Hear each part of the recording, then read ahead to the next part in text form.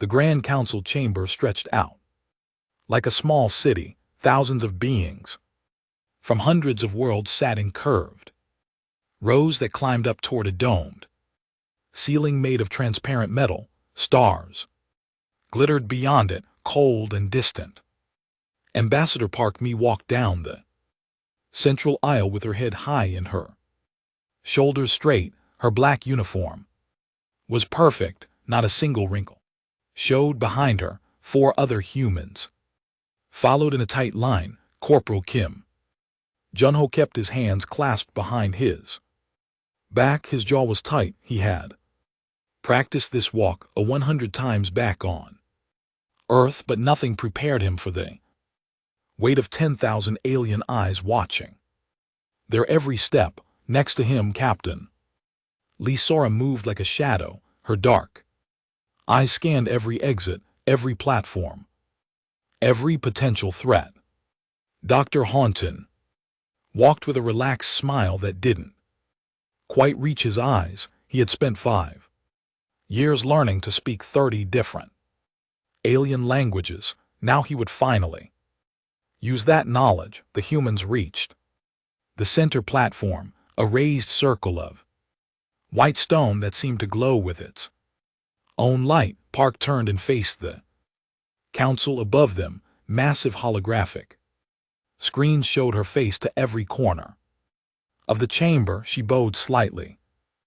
Gesture of respect. The movement was measured and precise. Honored members of the Galactic Council, she said. Her voice was calm and clear. Humanity comes before you today to request full membership in this august body. We have served as probationary associates for 15 years. We have followed every regulation. We have contributed to 6 joint scientific missions and 3 peacekeeping operations. We believe we have earned the right to stand among you as equals. A low sound rumbled through the chamber. It might have been agreement, it might have been mockery. Junho couldn't tell. The aliens made so many different sounds: clicks, whistles, rumbles, hisses. His translator chip worked overtime to sort through it all. A massive creature rose from the highest tier. It had 6 legs and skin that looked like polished red stone. 3 eyes blinked in sequence across its face. Vrex Prime, leader of the Vrex Empire delegation. Junho had read the files. The Vrex controlled 70 star systems and commanded the largest fleet in this sector of space. They were also, according to those same files, arrogant bullies who enjoyed crushing smaller species under their metaphorical boots. Humanity. Rex Prime's voice boomed through the chamber. Your petition has been reviewed. We find it premature. Rex Prime's premature. Park's smile never wavered. Might I ask what criteria we have failed to meet? Your technology is derivative, another council member said. This one looked like a floating jellyfish wrapped in light. You have contributed nothing original to galactic science. Tijan stepped forward smoothly. If I may address that concern, humanity has submitted 17 patent applications the last 3 years alone. Our advancements in quantum computing and medical nanotechnology have been recognized by the Science Directorate as innovative and valuable. Recognized, yes. Jellyfish being pulsed, innovative. Questionable, you simply combine existing concepts in new ways. A child playing with building blocks. Junho felt his eye twitch. He forced his face to stay neutral. Next to him, Sora's hand moved slightly toward her sidearm before she caught herself and lowered it back to her side. Park nodded as if she had just received helpful advice. I see. We will of course continue our research efforts. What other concerns does the council have? We've Rex Prime leaned forward, your military posture troubles us. Humanity maintains a fleet, far larger than necessary for a species of your standing. You have militarized 70% of your solar system. Your combat doctrines are, we have never initiated conflict with any council species, Park said. Her voice remained perfectly level. Our military exists solely for self-defense and to contribute to council peacekeeping operations as requested. Self-defense. Rex Prime repeated. The word dripped with scorn. Against whom you see threats everywhere. This paranoia, this aggression, it makes you unstable, unsuitable for full membership. Park bowed her head slightly. We appreciate your perspective. Honored Rex Prime, if I may present our full petition. She gestured, and T-Gen stepped forward with a data crystal that contained thousands of pages of documentation, cultural exchanges, scientific papers, and military records. The crystal was accepted by a small, floating drone. It disappeared into the chamber's central processing system. Park waited, the silence stretched out. Finally, Rex Prime spoke again. Your petition will be reviewed. We will render a decision in 5 years. 5 years. Janho nearly choked. They had been probationary members for 15 years. Already, 5 more years of being treated like children, 5 more years of unfair trade restrictions and limited access to council resources. Park smiled, actually smiled. 5 years, I understand. Might we discuss a more immediate timeline? Humanity has prepared extensively for this petition. We believe all necessary documentation has been provided. 5 years, Rex Prime repeated. Or would you prefer we deny your petition entirely? Right now the threat hung in the air like poison gas. Junho watched Park's face. Nothing changed, not a muscle, not a flicker in her eyes. She simply bowed again, deeper. This time 5 years is acceptable. We thank the council for their time and consideration. She turned smoothly and walked back up the aisle. Her team fell in behind her. Junho kept his face forward, but he could feel the alien eyes on them, some pitying, some amused, some openly contemptuous. He heard laughter from the Rex section, low, rumbling laughter that made his blood boil. They reached the exit. The massive doors slid shut behind them. Only then did Park's shoulders sag slightly. She leaned against the wall of the corridor and closed her eyes for a moment. Ambassador sort of asked quietly. Park opened her eyes. They were hard as diamonds. I'm fine. We all are. We knew this might happen. Gone 8 way, gone day, gone day. 5 more years, Junho said. He couldn't keep the bitterness out of his voice. They're never going to let us in. This is a game to them, Corporal. Park's voice cracked like a whip. Junho straightened immediately. We are diplomats. We represent Earth. We represent 7 billion humans who are counting on us to open the doors to the galaxy. We do not show anger. We do not show frustration. We smile. We bow and we try again. Is that clear? Al. Mark. Alder. Mark. Yes, Ambassador. Crystal clear. Park looked at each of them in turn. We have trade negotiations scheduled for the next 2 weeks. We will attend every session. We will be professional. We will be polite. No matter what they say, no matter what they do. Understood. 4 voices answered in unison. Understood. Park straightened her uniform and started walking down the corridor. Good, Captain. Sora, have quarters been assigned to us?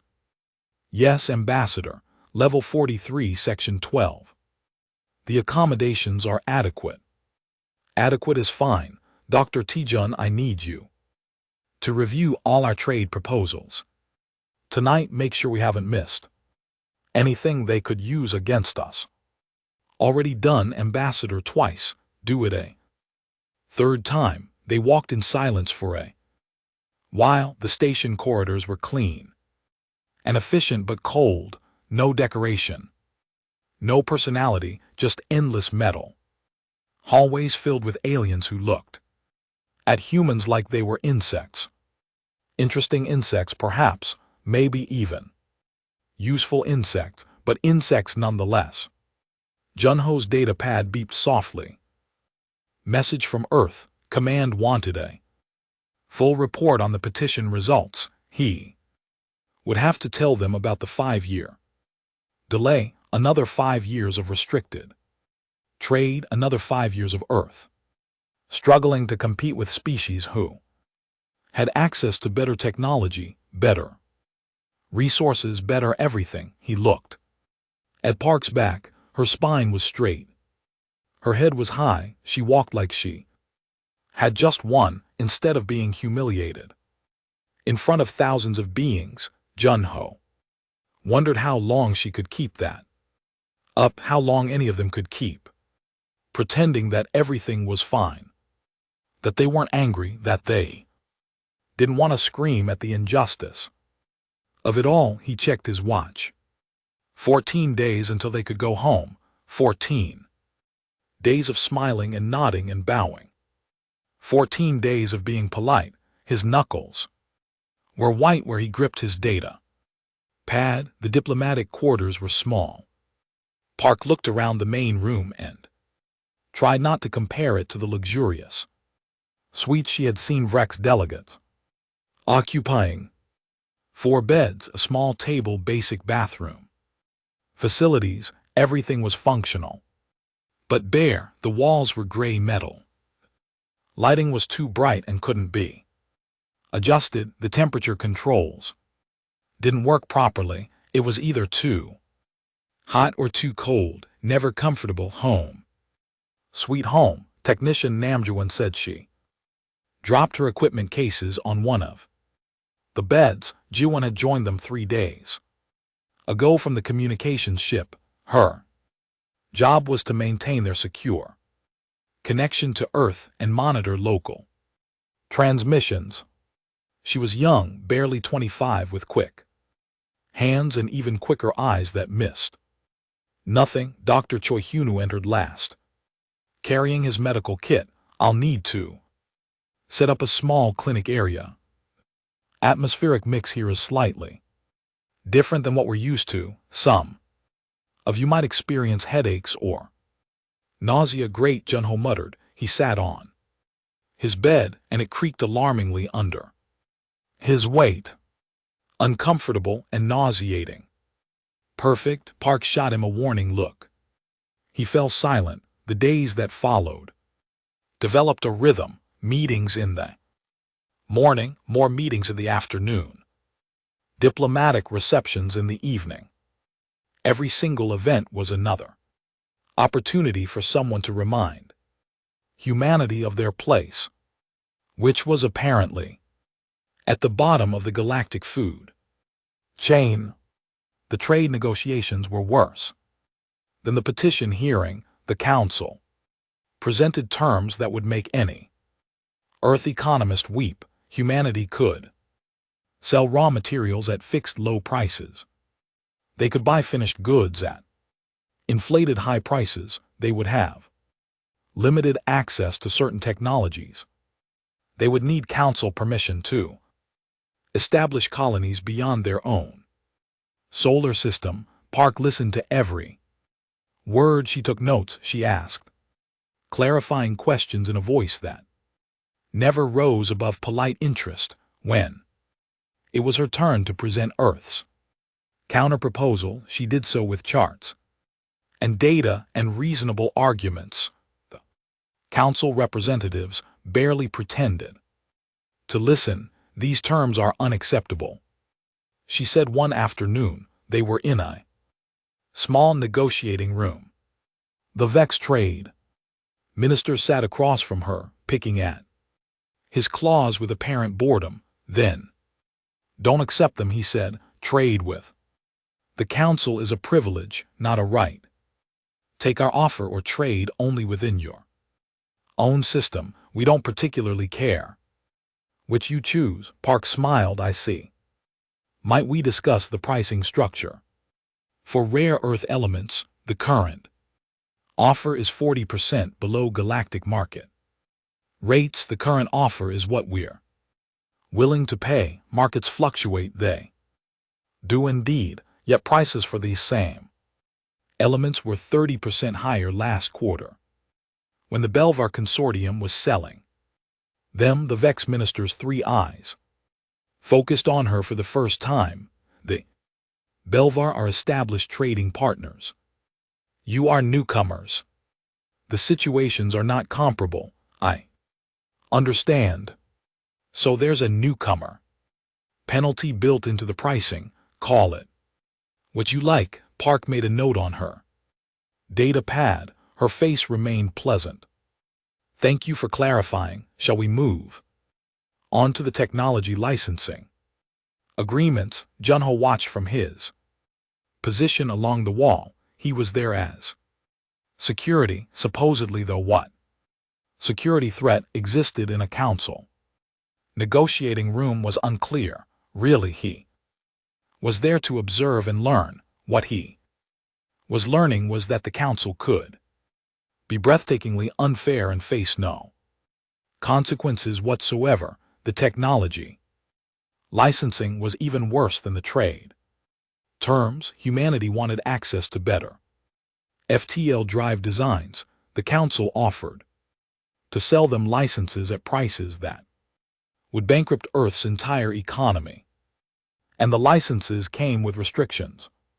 Humanity couldn't modify the designs, couldn't share them with anyone else, couldn't even study them too closely without permission. These restrictions seem excessive, Tijun said carefully. He had joined this session to provide technical expertise. Standard licensing agreements usually permit some degree of independent research and modification. Standard agreements are for full council members. The Vex minister said you are probationary associates. The terms reflect your status, so once we achieve full membership, these terms would be renegotiated.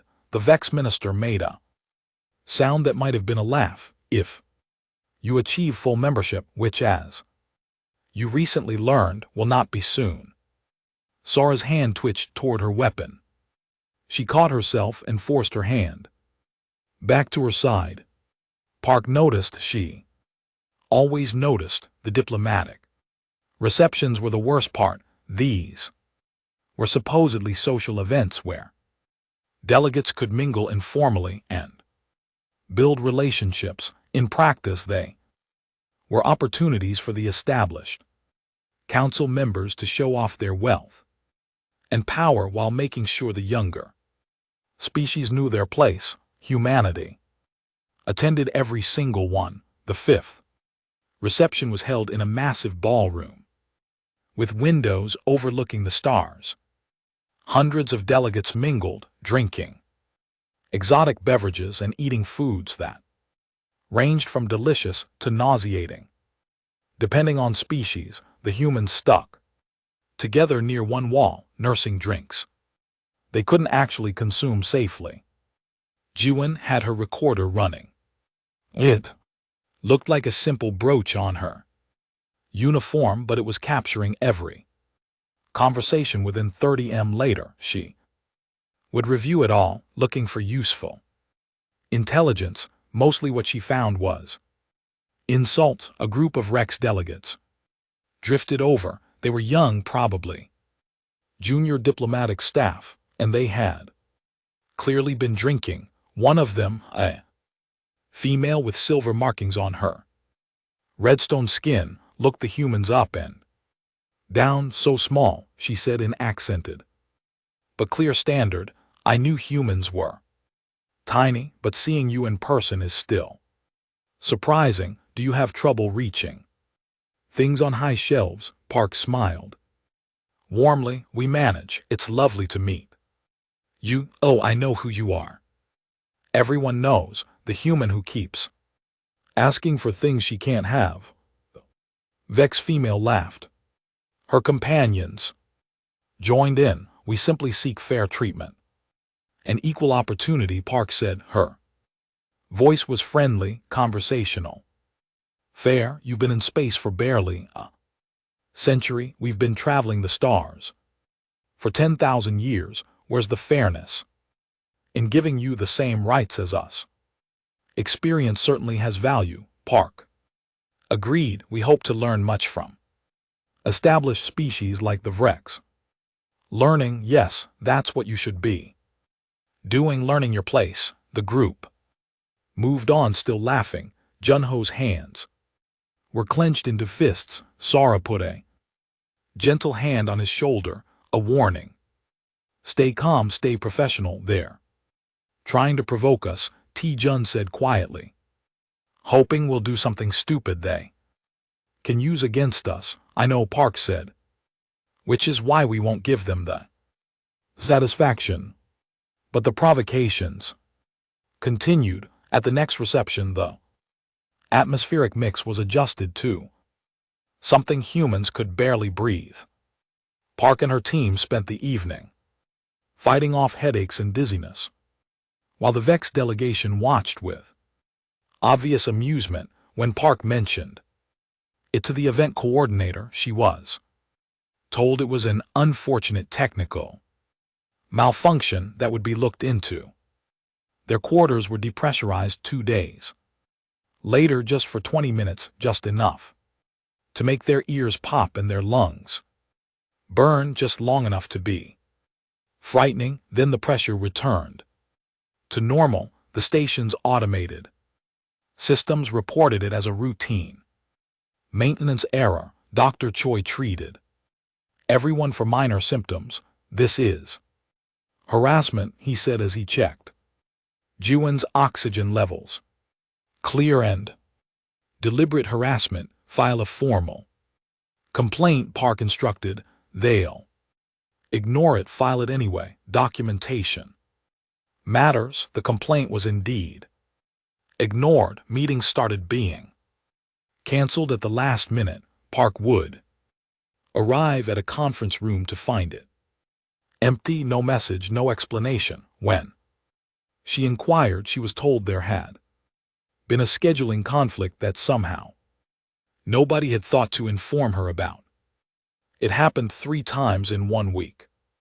Trade proposals disappeared into bureaucratic black holes. Requests for information went unanswered. Simple questions that should have taken minutes to resolve took days or weeks. Through it all, Park remained calm. She smiled at every insult. She nodded at every unreasonable demand. She thanked officials who openly mocked her. She was a perfect diplomat, maintaining Earth's dignity no matter what. But Junho saw the cracks forming, the way Park's hands trembled slightly when she thought no one was watching, the way Taejin spoke slower and slower, choosing each word with painful care, as if afraid he might say something he'd regret, the way Sora's hand lived permanently near her weapon, the way Juan's recordings got longer and longer as she documented every slight, every insult, every violation. The breaking point came at the 8th reception. This one featured a formal dinner. Humans had been assigned seats at a side table, far from the main action. The food served was incompatible with human biology, not dangerous, just impossible to eat. Different digestive systems, different nutritional needs. The humans had known this would happen and had eaten before attending, but the Vrex table, positioned prominently in the center of The room made a show of enjoying their elaborate meal. They sent servers over to the human table repeatedly, offering dishes they knew humans couldn't consume. Are you sure you won't try the glazed morsel? A server asked for the third time. It's quite delicious. No. Thank you, Park said pleasantly. We appreciate the offer. Such a shame you can't enjoy proper food. Perhaps your species simply isn't advanced enough for sophisticated cuisine. Junho stood up. Sora pulled him back down. Park's smile never wavered. Then Vex Prime himself approached their table. He was carrying a glass of something that bubbled and smoked. He stood over them, his massive form blocking out the light. Ambassador Park, he rumbled, I wanted to personally ensure you were enjoying the evening. It's been very educational, honored Rex Prime. Good. Education is important for young species. You have so much to learn. He paused, then seemed to notice something. Oh, but you're not eating. Please try this. He held out the glass. That's very kind, but our biology, I insist.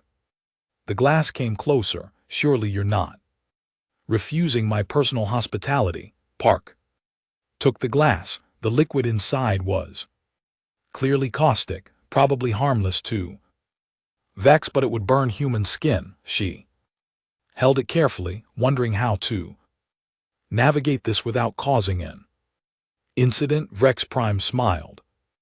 At least Junho thought it was a smile. Hard to tell with alien faces. Go on. Drink. I'm afraid this contains compounds that the Rex Prime's hand moved fast, too fast. The glass tilted. The liquid splashed out directly onto Junho's arm. The corporal screamed. He couldn't help it. His uniform sleeve dissolved instantly. The caustic liquid ate through the fabric and began burning his skin. The pain was incredible. White hot and spreading, Choi moved immediately, pulling out emergency medical supplies. Jiwon grabbed water to dilute the caustic agent. Sora stood, her hand actually on her weapon now. Rex Prime stepped back, his eyes wide with false surprise.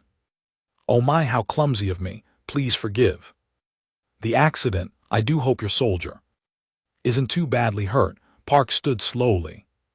Her face was completely calm. Of course. Honored Vex Prime, accidents happen. Indeed they do, especially around species who are so fragile. The Vex delegates at the central table were trying to hide their laughter, failing. Choi wrapped Junho and LT Uncan GT's arm in synthetic skin. The corporal's face was white with pain, but he didn't make another sound. He stood at attention, his jaw clenched so tight his teeth should have shattered. Park bowed to Rex Prime. If you'll excuse us, we should get Corporal Kim to proper medical facilities. Of course, I do. Hope this unfortunate incident won't affect our negotiations. Not at all, Park said. Her voice was perfectly level. We understand these things happen. They left the reception in formation, Park in front walking steadily, Choi supporting Junho, Sora and Taejin flanking them, Ji-Yuan bringing up the rear, her recorder capturing every moment. They made it back to their quarters before anyone spoke. Those bastards, Junho hissed through clenched teeth. We know, Park said. So what are we going to do about it? Park looked at him. Her eyes were hard. Nothing. We're going to file a medical report. We're going to document the incident, and we're going to continue our mission. Ambassador, this is what they want, Corporal. They want us to lose our tempers. They want us to do something stupid so they can justify treating us like violent children. We will not give them that satisfaction. She took a breath. I know it's hard. I know it's unfair, but we represent Earth. We stay professional. We stay polite no matter what. Junho looked down at his bandaged arm. The pain was already fading thanks to Cho's treatment, but the memory of it would last much longer. Yes, Ambassador, he said finally. Park nodded, then she turned and walked to her bunk. She sat down with her back to the others. Her shoulders were shaking. Nobody mentioned it. The message came 3 days later. Official Council letterhead. Fancy holographic seal. Very formal.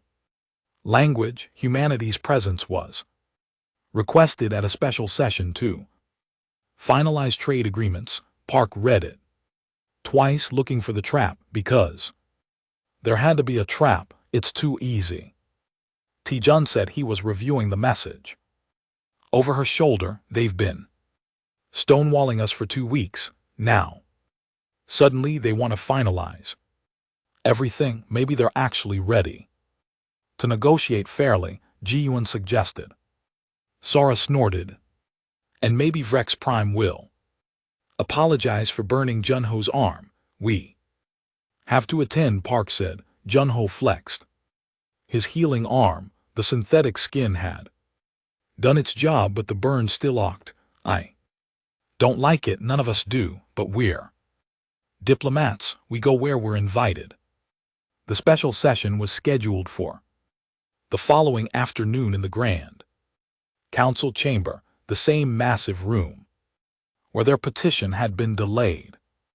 Park and her team prepared carefully.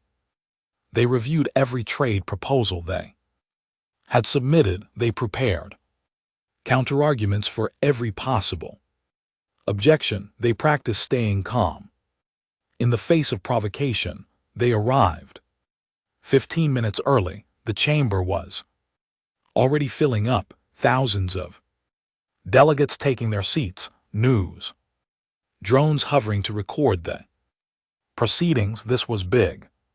This was being broadcast across the galaxy. Why so many witnesses? Sora muttered. SHH. Park said, but she was wondering the same thing. They took their position on the central platform. The lights dimmed. The session began. Vrex Prime stood at the highest tier, his 3 eyes gleaming in the spotlight. Delegates of the Galactic Council, he rumbled, we are here today to conclude trade negotiations with the human species. After careful consideration, the Trade Commission has prepared comprehensive agreement that will govern humanity's economic relationship with the Council. Park felt a small flutter of hope. Maybe this was real. Maybe they had actually made progress. Vrex Prime gestured. A holographic document appeared in the air above the central platform. Thousands of pages of dense legal text. Park's data pad began downloading it automatically. The terms are clear and fair. Vrex Prime continued. Humanity will receive the guidance and protection of the Council. In exchange, humanity will contribute resources, technology, and personnel to the greater good of the galactic community. Park began reading the document. Her eyes moved faster and faster. Her face went pale. This wasn't a trade agreement. This was a subjugation treaty. Humanity would turn over control of all extrasolar colonies to Council administration.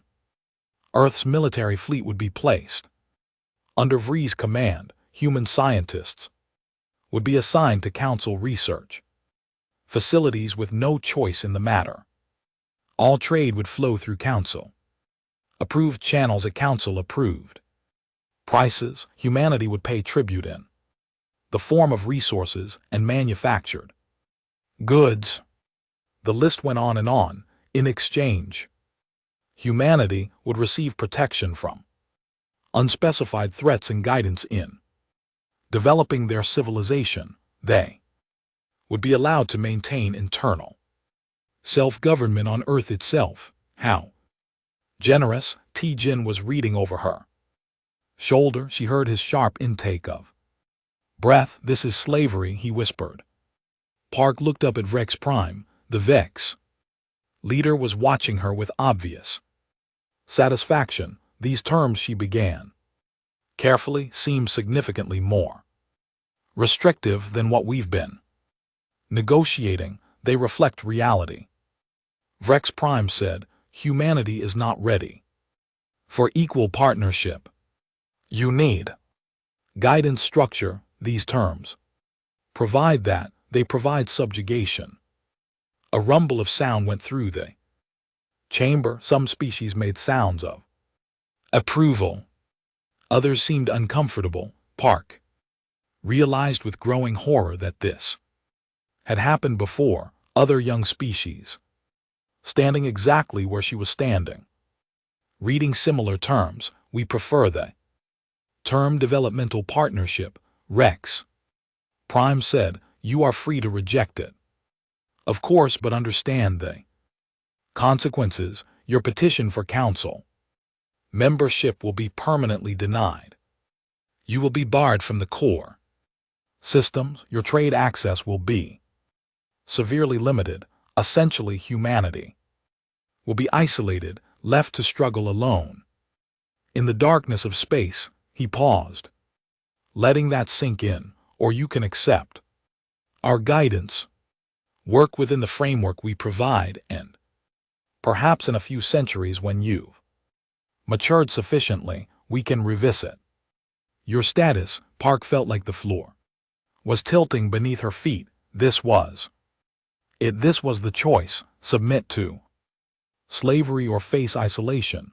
The Vex had engineered the whole thing. Every insult, every delay, every provocation had led to this moment. I need to consult with my team, she said. Her voice was steady despite everything. You have 5 minutes, Rex Prime said generously. The platform's privacy screen activated. A shimmer of energy surrounded the human delegation, blocking sound and preventing anyone from reading their lips. Park turned to face her team. Options, she said quietly. T-Jun pulled up his data pad. I've been analyzing this treaty while you were talking. It's ironclad. If we sign this, Earth becomes a client state. We'd have no real independence, no real rights. They could drain our resources, take our people, and we'd have no recourse. So we refuse, Junho said. And face isolation, Ji-Yuan added. Earth needs council trade. We need their technology. Without it, our colonies will struggle. Our economy will suffer. People will die. People will die anyway. Under this treaty, Sora said, just slower and under Vree's control. Choi had been silent, but now he spoke. What about our crew, the people on our ship? Everyone turned to look at him. What about them? Park asked. Where are they? Right now, we've been so focused on negotiations that I just realized we haven't heard from Commander Yun in days. Sora's face went white. She pulled out her comm device, tried to contact the ship. Nothing. Tried again. Still nothing. Communications are being blocked. Gi said she was working her own systems frantically. Someone's jamming our signal. The privacy screen dropped. Rex Prime was smiling. It was not a pleasant expression. Have you reached a decision? Ambassador Park, we need more time to review these terms, Park said. They're extensive and complex. Time is a luxury you don't have. The council has been very patient with humanity, but our patience has limits. He gestured again. A new holographic image appeared. It showed humanity's ship, their beautiful, powerful frigate that had carried them across the stars to this meeting. Crew was kneeling on the deck, there. Hands were bound, guards surrounded them. As Park watched in horror, one of the guards shoved Commander Yundine to her knees. Her face was bruised. Your ship is in our custody, Vex Prime said. Casually, a security measure. You understand we couldn't have them interfering while we concluded our negotiations. You had no right, Park started. We had every right. This is our station, our space. Your ship entered without proper diplomatic clearance for this session, a technical violation, but a violation nonetheless. That's a lie, Sora said. We filed all proper protocols. Did you? How unfortunate that the records seem to have been lost. Vex Prime's eyes gleamed, but let's not get distracted by minor administrative issues. The question before you is simple. Ambassador Park, do you sign our treaty? Or do we make an example of your crew? Park looked at the image of her people. Bound, helpless, Yun's face was defiant. Even through the bruises, she was trying to stay strong for her crew. Before I answer, Park said slowly, I need clarification on one point. Of course, the treaty mentions placing our military under council command. Does that include our diplomatic security team, all military personnel? Yes, I see. Park looked at Sora. Captain Lee, I have a question for you. Sora straightened to attention. Yes, Ambassador. What is the protocol when diplomatic immunity has been violated? The question hung in the air. Vex Prime's smile faded slightly.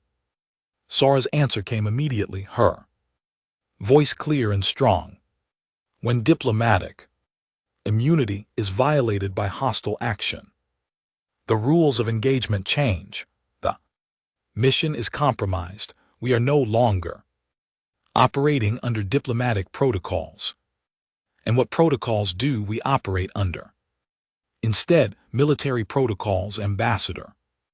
We are authorized to use any and all means necessary to protect council personnel and complete the mission.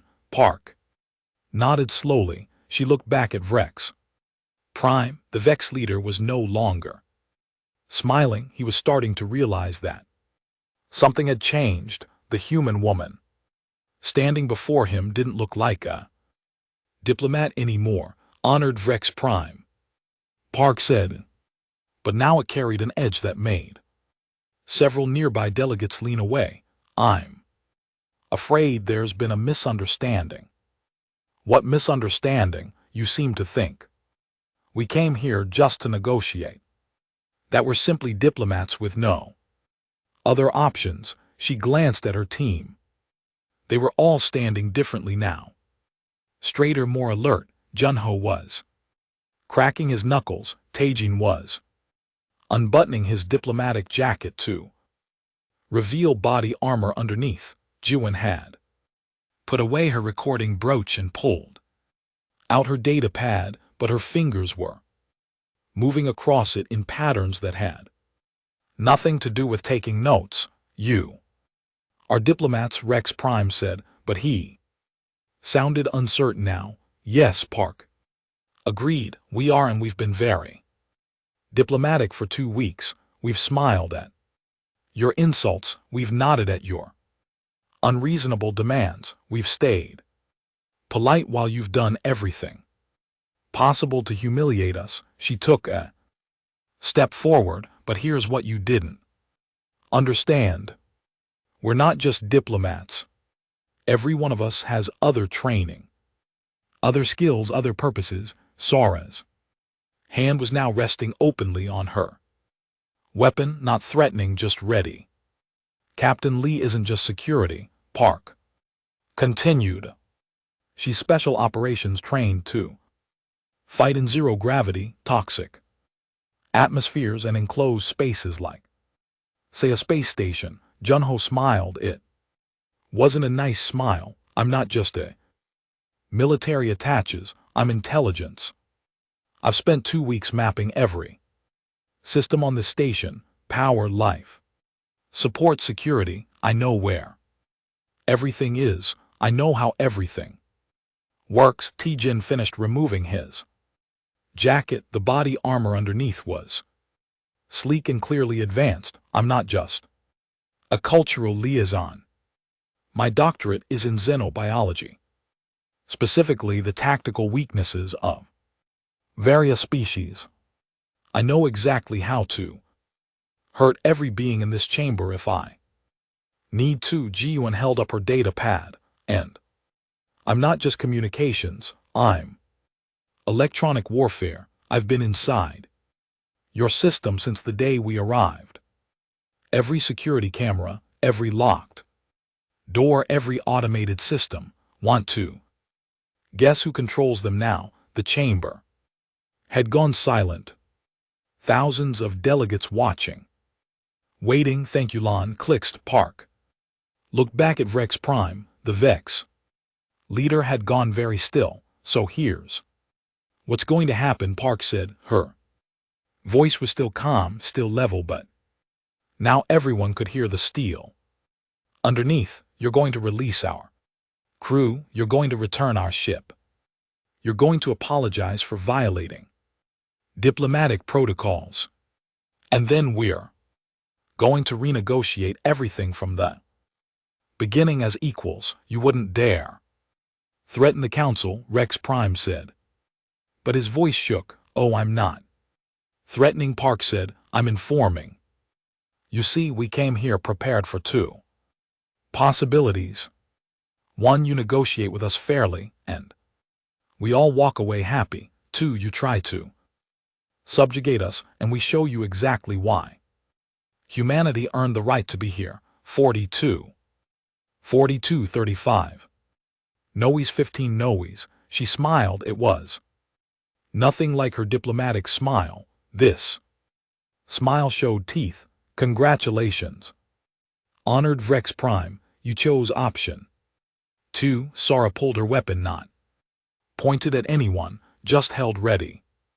Junho's data pad beeped. Station weapon systems are now offline.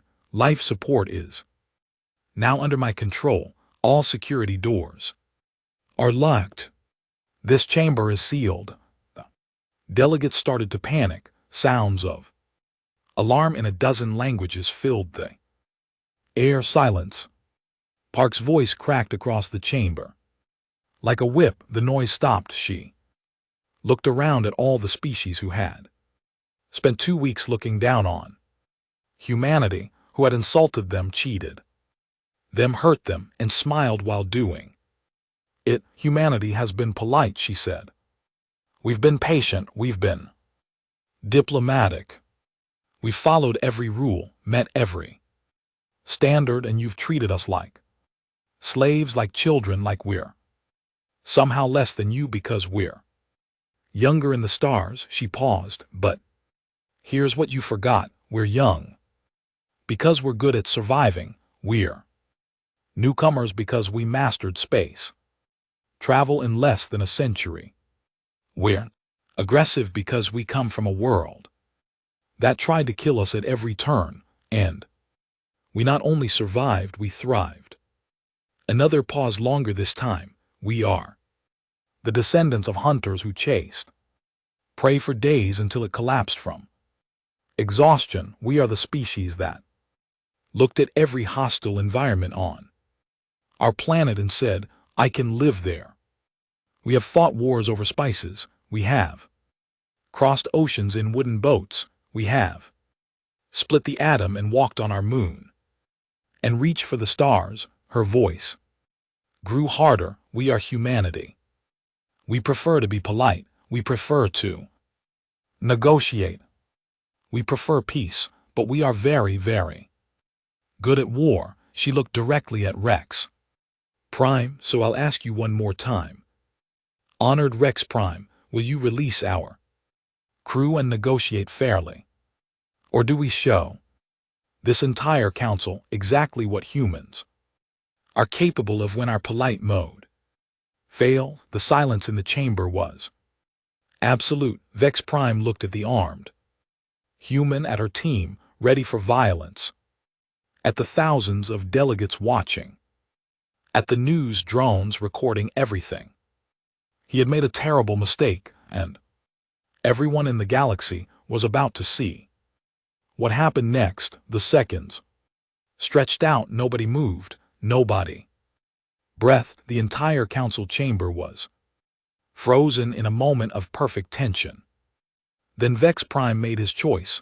You are bluffing, he said. You would not dare attack council delegates. The consequences would be catastrophic for Earth. Park's expression didn't change.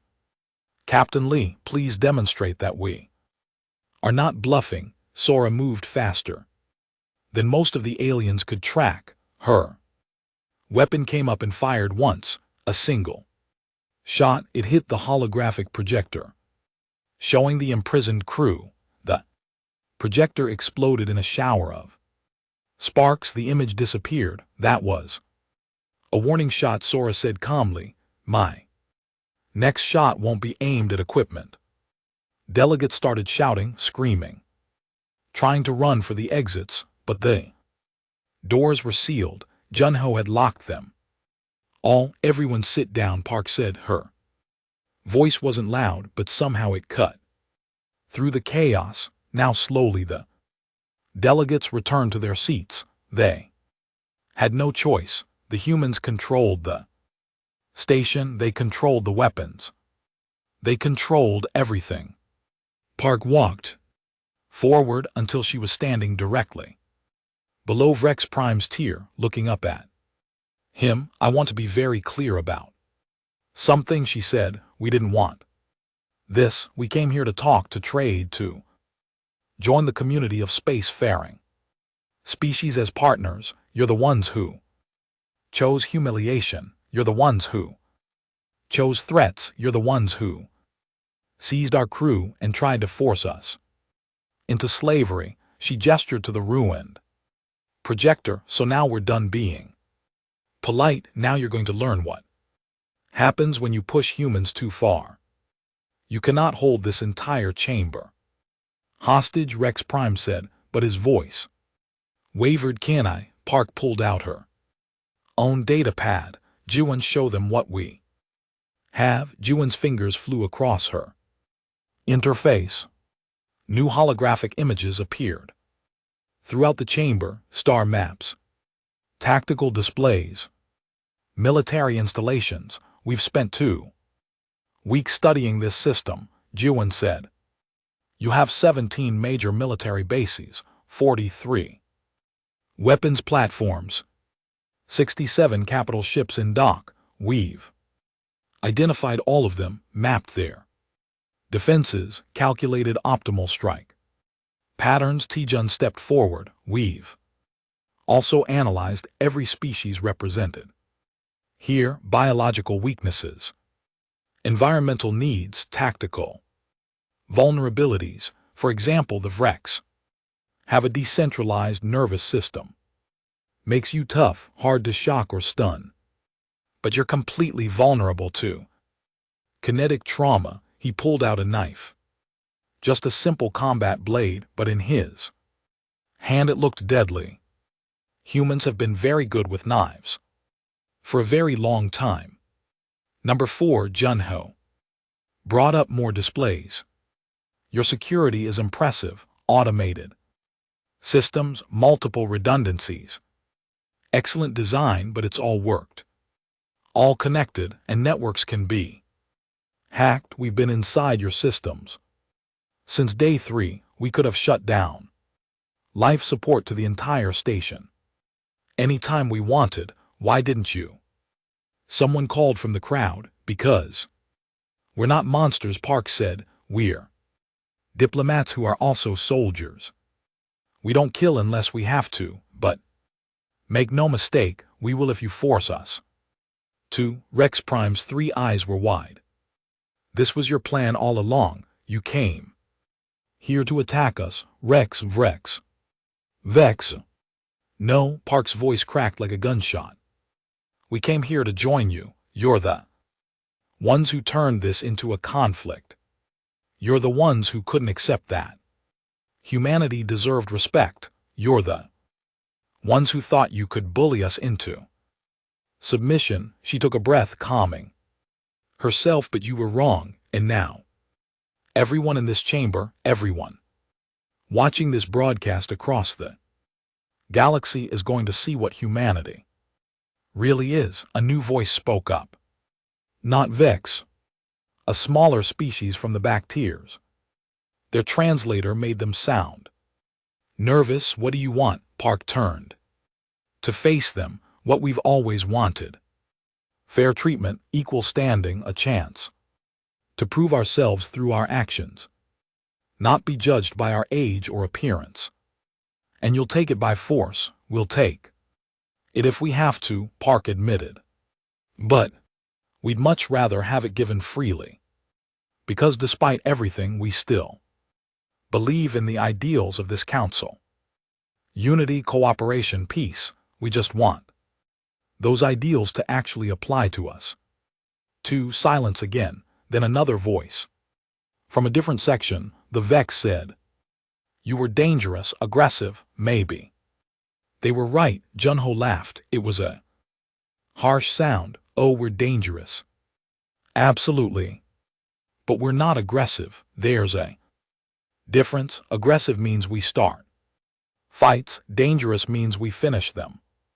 Sora nodded. We've been coming to your receptions for 2 weeks, smiling while you insulted us, staying calm while you cheated us, standing still while you burned us. She looked at Junho's healing arm. We did that because we're professional, because we're disciplined, because we can control ourselves. She raised her weapon slightly. But don't mistake control for weakness. We can be polite or we can be brutal. Park's calm device beeped. She glanced at it and a small smile crossed her face. Ah, good news. Captain Yun has secured the docking bay. Our crew is free. Your guards are unconscious but alive. Our ship is now combat ready and has weapons locked on the station. Rex Prime stood abruptly. Impossible. We had a full security detail guarding them. You had 20 guards, Park said. Commander Yun is one of Earth's best tactical officers. She's been in combat situations you couldn't imagine, and she's been waiting for our signal since the moment you seized the ship. She paused. You know what the signal was? Me dropping the word clarity in conversation. One word, that's all it took, because we plan ahead, we prepare for the worst, we never assume things will go smoothly. Well, we created, she looked around the chamber. That's what you don't understand about humanity. We hope for the best, but we always prepare for the worst. We smile and talk and negotiate, but we're always ready for everything to go wrong, because in our history it usually does. A different council member stood. This one was from a species Park didn't recognize. They looked like living crystal, their form catching and reflecting the light. If you are so prepared for war, why waste time with diplomacy? Because diplomacy is better, Park said simply. War destroys, kills, leaves scars that last generations. Diplomacy builds, creates, makes things better for everyone. She gestured around the chamber. We don't want to be your enemies. We never did. We want to be your partners, your friends. If possible, we just need you to treat us like we matter. And if we refuse, Park's expression hardened, then we walk away. And maybe in a few decades or centuries, when we're stronger, we come back. But by then we won't be asking for permission to join you. We'll be strong enough that you'll be asking to join us. It was a bold statement, arrogant even. But nobody laughed, because they had all Just seen what 5 humans could do when they stopped being polite. They didn't want to see what humanity could do with time and motivation. Another voice from the crowd.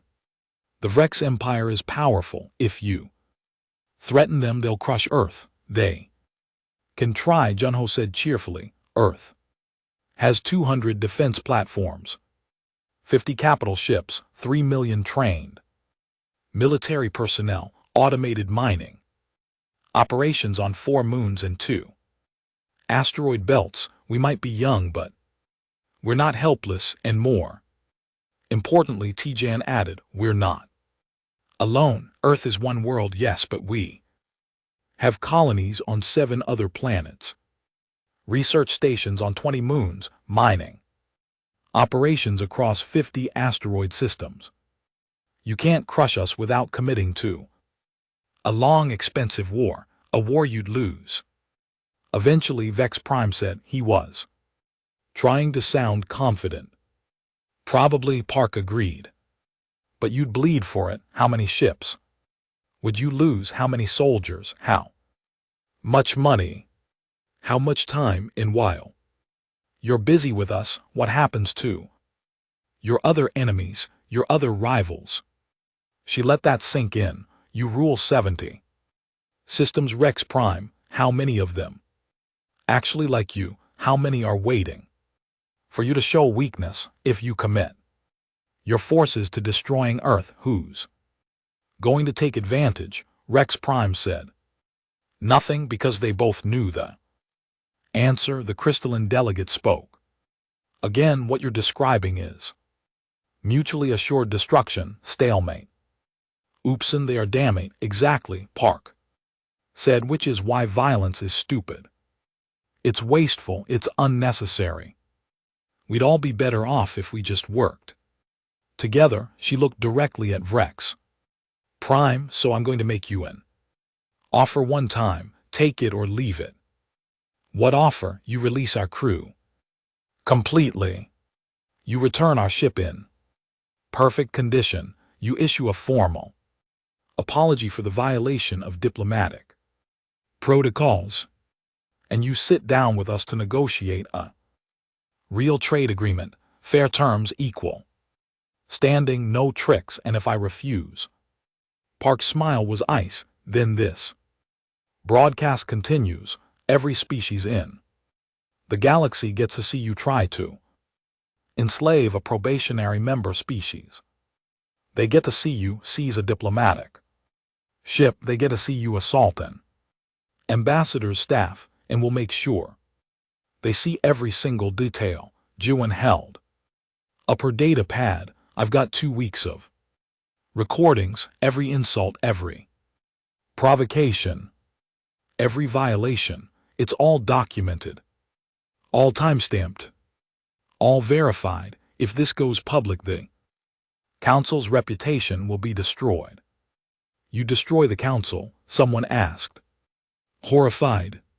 No, Park said. You destroy the Council. We'd just be showing everyone what you really are. What you've always been, a group of older species exploiting younger ones, using your advantage to maintain power. She spread her hands. But it doesn't have to be that way. You could choose to be better, to actually live up to the ideals you claim to represent: unity, cooperation, peace. You could choose to treat humanity fairly, and through us all the other young species you've been crushing. The murmurs started then.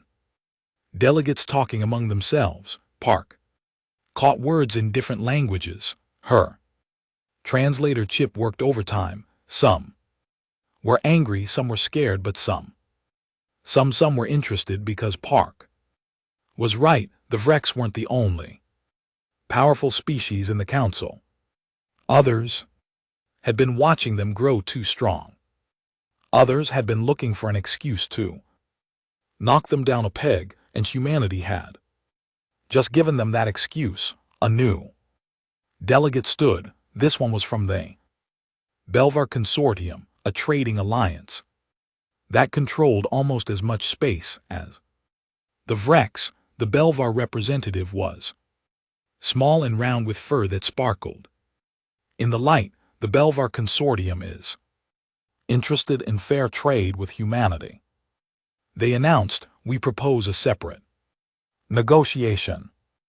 Outside of council oversight, another delegate rose. The Telmaran Unity also wishes to discuss direct trade, more voices, more species. All of them seeing an opportunity, a chance to work with humanity, a chance to spite the Vex, chance to be on the winning side of what was clearly becoming a major political shift. Vex Prime watched his influence crumbling in real time, his three eyes moved from delegate to delegate, seeing the coalition forming against him. Finally he slumped in his seat. What exactly are you proposing? He asked. Quietly, Park's heart was pounding, but her voice stayed level. Simple. We start over. No subjugation treaty, no unfair terms. We negotiate as equals. If we can't agree on something, we walk away from that specific issue, but we keep trying, keep talking until we find common ground. Two, and your threats, your control of the station. The moment our crew and ship are safe, we'll return. Control will stand down, we'll go back to being diplomats. She paused, but we'll never forget what happened here. And neither will the galaxy. Rex Prime looked at the news drones, still recording, still broadcasting, millions, maybe billions of beings watching across the galaxy. He had lost not through military defeat, through political humiliation. The mighty Rex, outmaneuvered by 5 humans. Very well, he said. We will renegotiate. Park bowed. A small, controlled movement. Thank you, honored Rex Prime. Captain Yun, please return to the ship and stand down from combat readiness. Confirmed, Ambassador. Yun and LT Unk and GT's voice came through the comm. Standing down, all crew safe and accounted for. Park nodded to Jiwon. Return control of the station to normal operations. Are you sure, Ambassador? Jiwon asked quietly. I'm sure. We made our point. Jiwon's fingers moved. Doors unsealed. The lights returned to normal. The station's automated systems returned to regular control. Within seconds, everything was back to normal. Except nothing was normal anymore. The entire council had just seen humanity's true face, not the smiling diplomats, not the polite ambassadors, but the warriors underneath, the survivors, the builders and breakers and stubborn fighters who refused to quit. And the galaxy would never see humanity the same way again. 3 months later, Ambassador Park stood in the same council chamber, but everything was different. The Vrex delegates sat in the middle tiers now, not the highest. Their influence had crumbled in the weeks following what the galactic media was calling the human incident. 3 of their client species had declared independence. 2 of their allies had publicly distanced themselves. The mighty Vrex Empire was still powerful, but they were no longer untouchable. Park wore the same black uniform, same crisp line, same professional appearance, but now when she walked down the aisle, delegates nodded respectfully instead of looking away. Some even smiled. Her team walked behind her. Junho's arm had healed completely, leaving only a small scar he wore like a badge of honor. Sora moved with the same alertness, but now she wasn't the only armed person in the chamber. Several species had requested human security consultants. Apparently, humanity's special forces were now in high demand. T-Jun carried a stack of data pads containing trade, agreements, technology exchanges, and cultural partnerships. Humanity had been busy, Jiwon's recordings had sparked 17 separate investigations into council corruption. The evidence was too clear, and part or too detailed to ignore. Dr. Choi had gone back to Earth to report on everything that had happened. In his place was Commander Yun, the ship's captain, had become something of a legend, the woman who escaped Vree's custody and retook her ship with nothing but surprise and determination. She now commanded a small fleet. Humanity's official contribution to Council peacekeeping forces. They reached the center platform. Park stopped and looked up at the Council. A new figure sat in the highest tier, the crystalline delegate who had asked Park about mutually assured destruction. They had been elected as the new council leader after the Vrex were removed from power. Change had come to the galaxy, and it had come fast. Ambassador Park Me of Earth, the crystal being said, their voice chimed like bells. We welcome you back to the council chamber. We have much to discuss. Park bowed. Thank you, honored Chairman. I appreciate the council's willingness to continue our dialogue. Dialogue, the chairman repeated. Yes, that's the correct word. Not demands, not ultimatums. Dialogue. They paused, though I must say your previous demonstration was quite effective at encouraging such dialogue. A ripple of laughter went through the chamber. Park allowed herself a small smile. We regret the necessity of that demonstration, but we are pleased it led to productive conversations. Productive indeed, the chairman agreed. In the past 3 months, 17 probationary species have been granted full council membership. 8 new trade partnerships have been established. 4 corrupt oversight committees have been dissolved. The council has changed more in 3 months than in the previous 3 decades. Park said nothing. She had learned when to speak and when to let silence do the work, all because 5 humans refused to accept unacceptable terms. The chairman continued, all because you were willing to show us what you were truly capable of. Vrex Prime stood from his new lower position. He looked smaller somehow, less certain. His 3 eyes focused on Park. The Vrex Empire wishes to extend a formal apology to humanity, he said. The words clearly hurt him, but he spoke them anyway. Our treatment of your delegation was inappropriate. Our attempt to impose unfair terms was wrong. We violated diplomatic protocols and endangered your crew.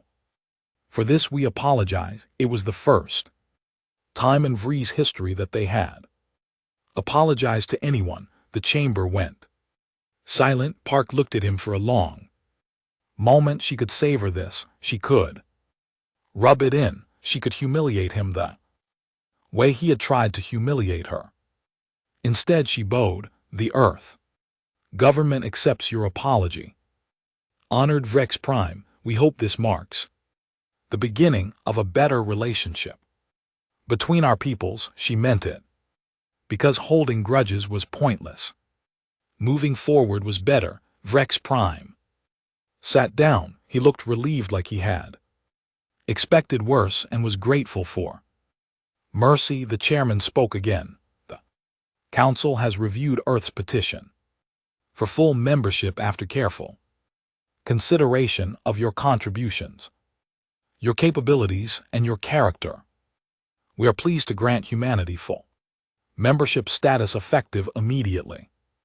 Cheers erupted from several sections of the chamber. Not everyone was happy about it. Some delegates looked concerned, but the majority seemed genuinely pleased. Park felt Jun-ho trembling with excitement beside her. Sora's hand briefly touched her shoulder, a gesture of congratulation. T-Jin was smiling broadly, even Commander Yun looked pleased. 15 years of probationary status, 2 weeks of humiliation and provocation, 1 day of refusing to accept the unacceptable, and now finally humanity.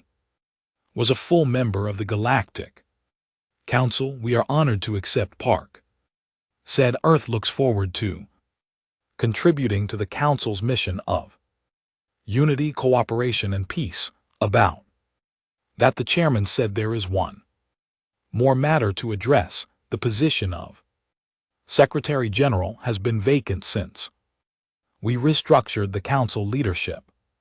The Secretary General serves as the primary administrator, ensuring fair treatment of all species and oversight of Council operations. Park had a sudden sinking feeling. She knew what was coming. The Council has voted, the chairman continued, and we are pleased to offer the position to you, Ambassador Park. Me, the chamber erupted again, this time with mixed reactions, some cheering, some protesting. Someone in the V section made a sound that might have been choking. Park stood very still, Secretary General, leader of the entire Galactic Council, a human in charge of thousands of species across hundreds of systems. I don't know what to say, she admitted. Say yes, Junho whispered. Park looked at her team. They were all nodding, encouraging her, believing in her. She looked back at the chairman. May I ask why you chose me? Because you showed us what leadership truly means, the chairman said. You were patient when tested, strong when necessary, merciful when you could have been vengeful. You fought for fairness, not just for your own species, but for all the young species being exploited. You are exactly what the Council needs. Park took a deep breath. Then I accept on the condition that my team serves as senior advisors. Agreed.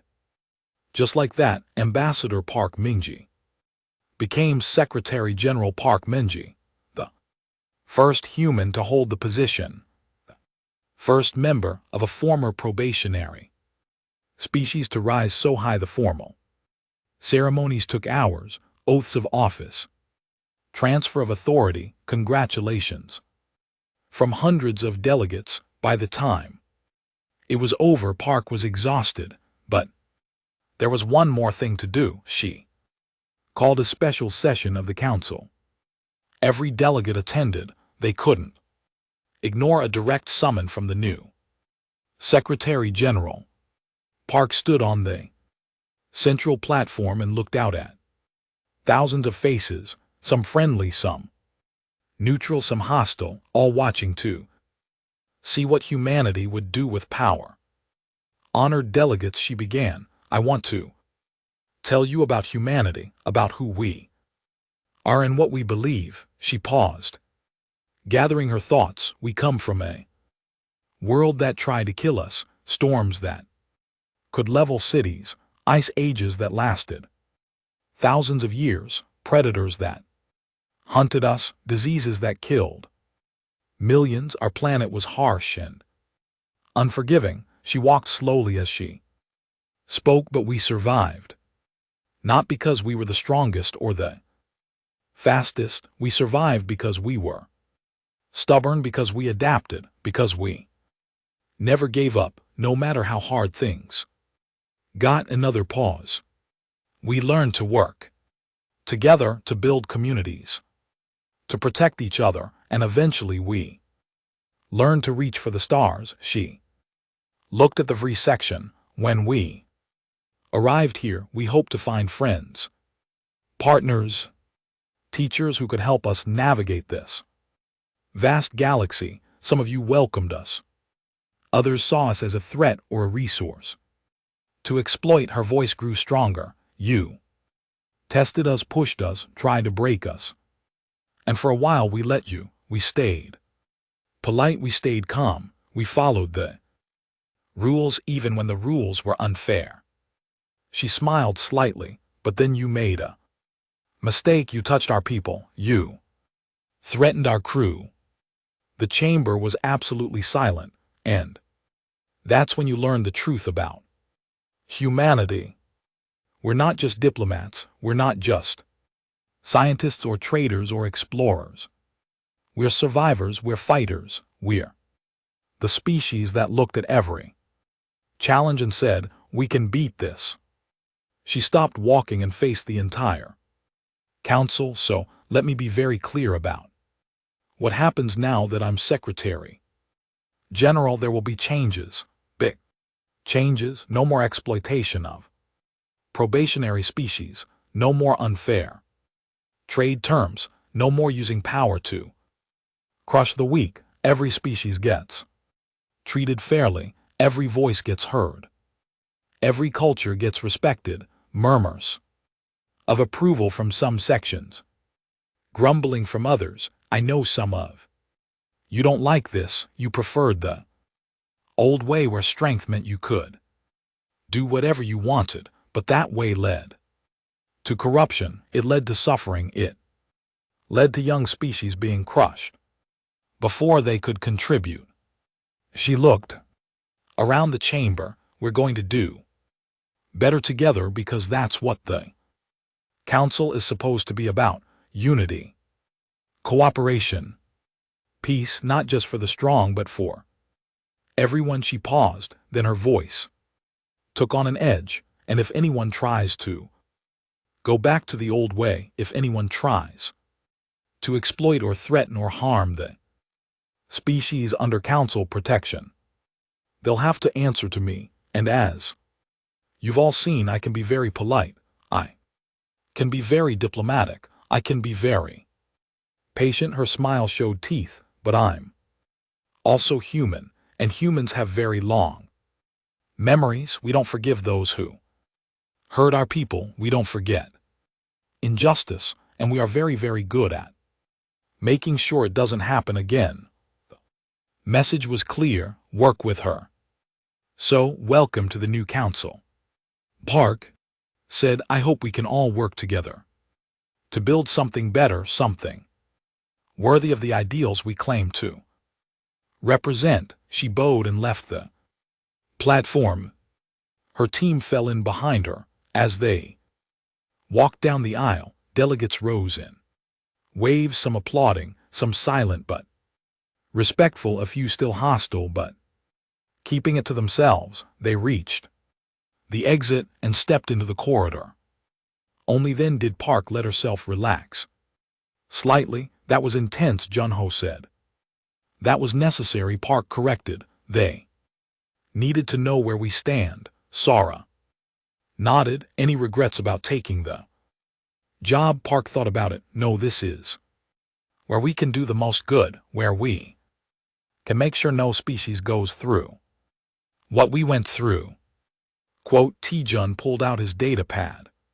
Speaking of which, we have 17 former probationary species requesting meetings. They want to thank you personally. Schedule them, all of them.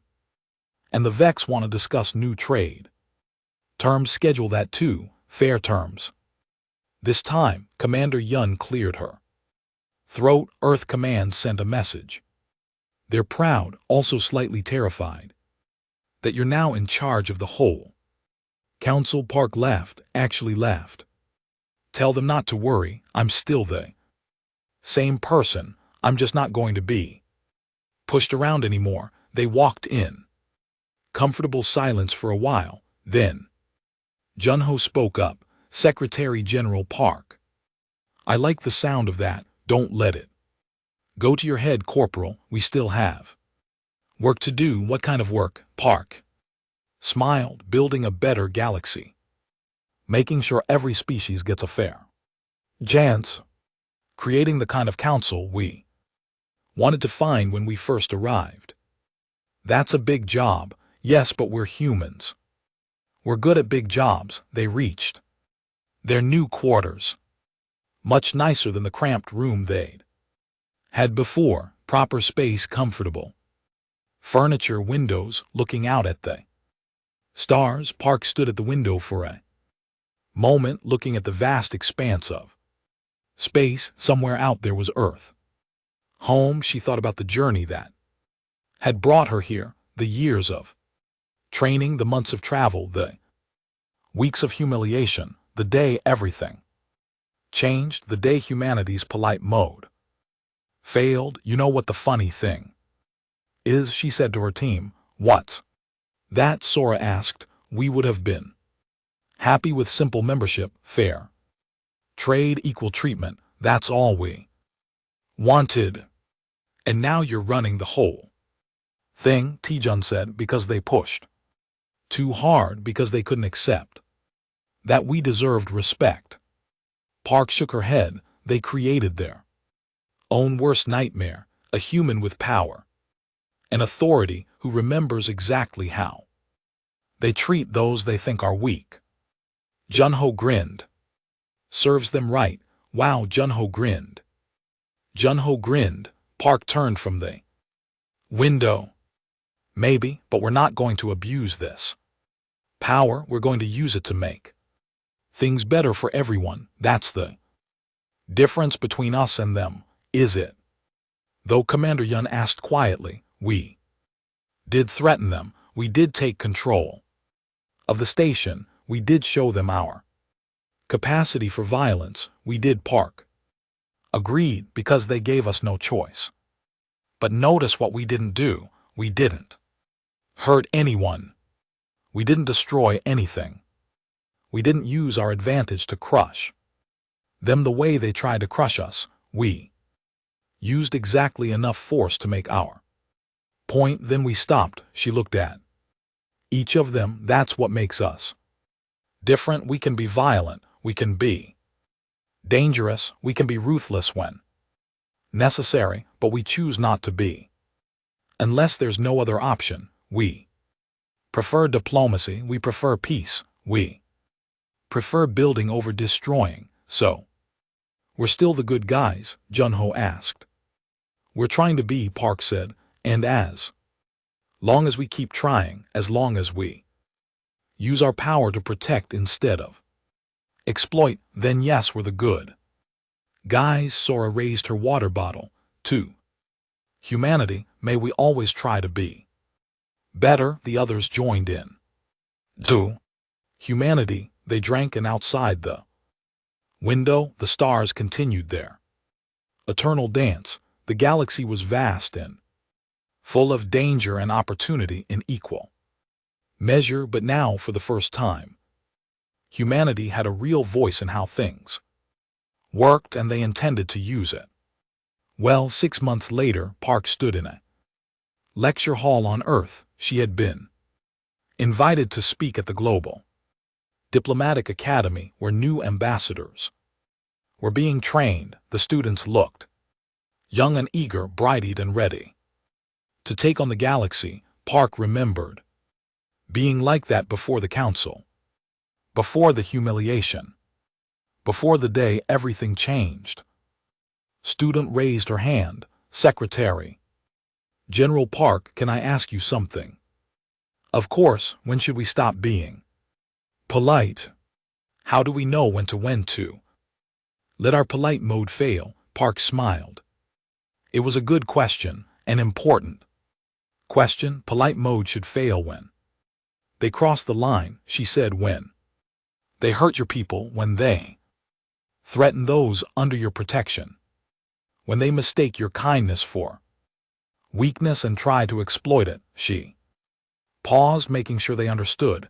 Be polite, be diplomatic, be patient. Those are good things, but never let anyone think your politeness means you're weak. Never let anyone think they can walk all over you without consequences. Another student spoke up. But what if we can't back up our threats? What if we're not strong enough? Then don't make threats. Park said simply, make promises and only make promises you can keep. We didn't threaten the council. We promised to walk away if they didn't treat us fairly. We promised to defend our crew. We promised to never forget how they treated us. Those were all things we could absolutely do. Lunzing, I have great adver. She walked along the front of the lecture hall. Strength isn't just about military power. It's about will, about determination, about the absolute refusal to accept unacceptable terms. Even if you think you're going to lose, even if the odds are against you, standing up for what's right has power. Even if it starts a war, someone asked. Park stopped walking. Yes, even then, because some things are worth fighting for: freedom, dignity, justice, the safety of your people. If you won't fight for those things, what will you fight for? The lecture hall was silent. The students were thinking, processing, learning. But always remember, Park added softly, war should always be the last option. Diplomacy should always come first. Be polite, be patient.